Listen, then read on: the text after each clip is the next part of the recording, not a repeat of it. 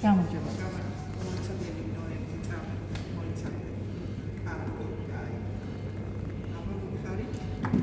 შემოგვაქვს მიმართვა წერილი ვითხოვთ სახელმწიფოსგან სახელმწიფო ბანკის შექმნას. დიახ, ეს არის საზოგადოების გზავნილი კი არა უფრო სწორად თითქმის პროექტად ჩამოყალიბებული არსებული პრობლემები, რაც არის ქვეყანაში უკვე დასაკუთრებული ქონებებისთვის ბუნებრივი რესურსების სახელმწიფო ბანკის ფუნქცია იქნება გამოსყიდვა ამის და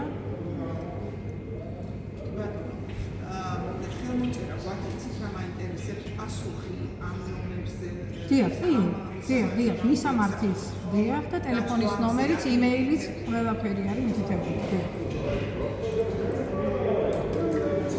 ძვირფასო თანამემამულენო, ჩვენ დღეს აგერ ხედავთ ვიმყოფებით სახელმწიფოს მთავრობის კანცელარიაში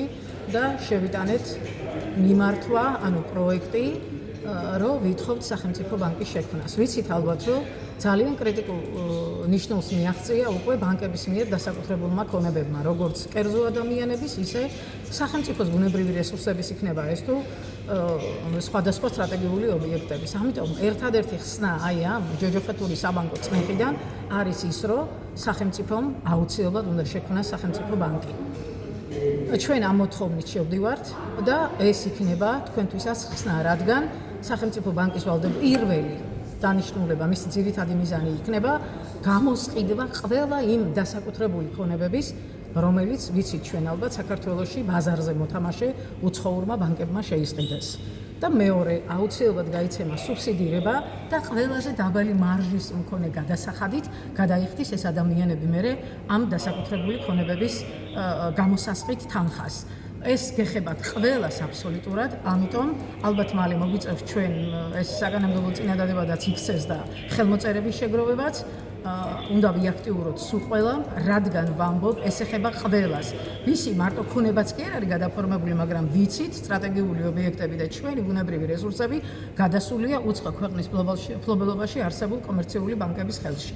ასე რომ ძვირფასო თანამემამულენო, იჩქარეთ, ჩვენ კი 22-ში ვემზადებით ზუგდიდში სერიოზულად რომ დავხვდეთ დიახ გამოსახლებას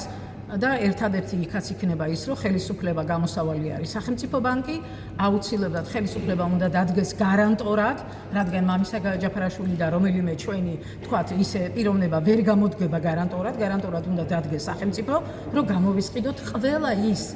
მიტაცებული სრული ამ სიტყვის მნიშვნელობით, რადგან საბანკო სისტემა იყო და მისი პოლიტიკა ჩვენ ქვეყანაში 30 წელიწადია მტაცებლური, რაც ვითომ იმას მიაბეს მსოფლიო ბანკებს და ფედერალურ რეზერვს ჩვენი საბანკო სისტემა და რაც გავხდით დამოკიდებული ზღვაზე და ფაქტიურად ჩვენი ქვეყნიდან შემოსული ნებისმიერი თანხა ბანკებიდან დივიდენდების სახით გაედინება სხვა ქვეყანაში და ჩვენ ვართ მომსახურე პროვინცია აი ამ მსხვილი ბანკების და ფაქტიურად დაპყრობილია ქვეყანა ბანკების მიერ. ასე რომ თითოეულ მოქალაქეს ვალდებულება არის ყველა ჩვენი თანამემამულის ვიაქტიუროთ და ეს პროექტი, რომელიც დღეს აქ შემოგვაქვს მთავრობის ადმინისტრაციაში, უნდა ვაქციოთ საქმეთ.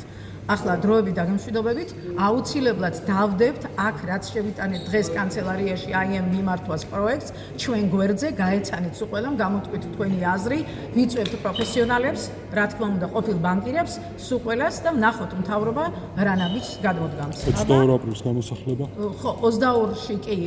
ჩვენ ახლა დღეიდან უკვე ფაქტიურად ვიწყებ აი ამ